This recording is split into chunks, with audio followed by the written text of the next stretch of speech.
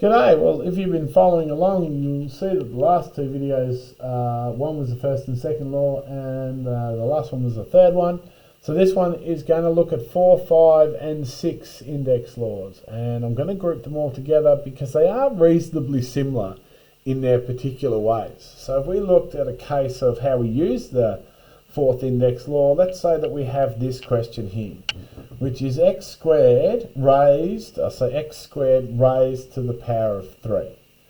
So if we use the law states that it's going to be 2 times 3, which will give us x to the power of 6. Now how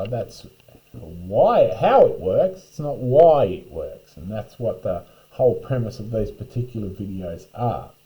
So if we break this down mathematically, well, it's saying that x squared times x squared times x squared. So in other words, it's basically cubing x squared. So x squared times x squared times x squared, or x squared times by itself 3 particular times. Now I can go a little bit further because I know that x squared is x times x, and I know that this squared is going to be x times x, and I know that this x squared is also going to be x times x. And if I think about this, well, this is going to be x times by itself once, twice, 1, 2, 3, 4, 5, 6 x's in total, which is how we get x to the power of 6. So once again, we can see that the fourth law is basically very close to an example of the first law, which is how, in fact, we showed you how the first law worked. So what's the fifth and what's the sixth index law? Well, basically, if we have a look at number 6 or 5, depending on what book you read, we'll have this one, which is x over y squared, or we might have x times y squared in a particular bracket like that.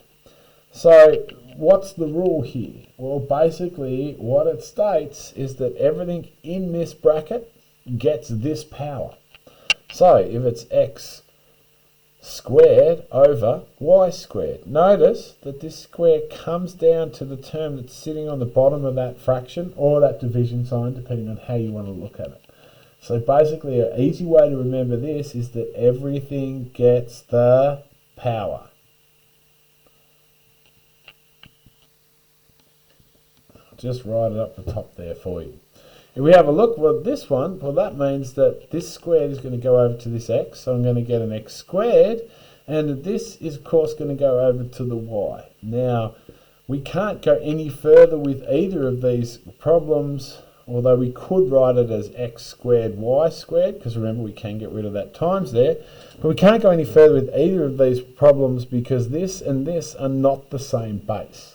You'll notice in almost every question that we've done, the bases need to be the same for us to be able to apply these index rules. Here, x and y are different things, so we can't apply the rule or go any further with it, nor can we do it in this particular one.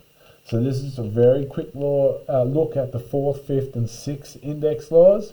Remember, the later videos we'll be looking at what happens when we have numbers. I suppose we can look very quickly at what happens if we have a power. So what happens if we had this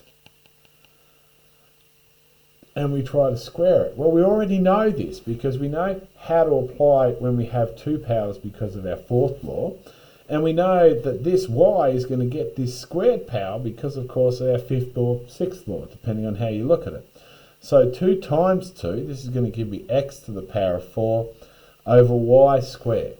Okay, now where kids go wrong is that they usually are quite capable of doing this, but they forget that this bottom part of this fraction actually requires that power.